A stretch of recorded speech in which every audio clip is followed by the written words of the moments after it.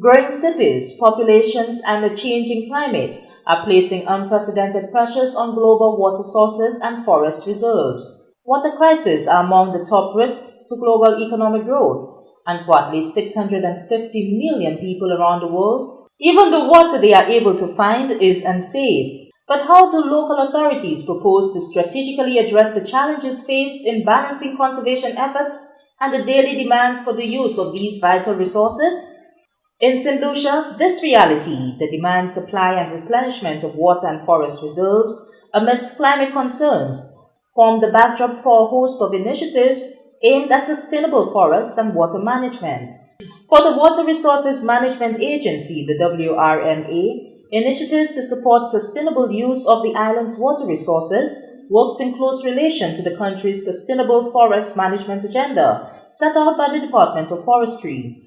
Water Resources Specialist Miguel Mortut says the work of the two entities cannot exist in a realm on its own, as the successful implementation of actions under the work program of one department ultimately impacts negatively or positively the outcome of the other. There's a concept called integrated water resources management, which looks at providing water equitably to various users, including water for the environment. So that's where the water resources management comes in, to determine environmental flows within the water cycle and determine what interventions can be done from the forestry end to help sustain water resources. For instance, forests are needed as part of the water cycle as a means of evaporation or evapotranspiration to allow rainfall as part of the cycle. Forests also help to filter contaminants within the soil to improve water quality, also helps to reduce sedimentation of soils, which could make river water more cloudy and make that water more expensive to treat.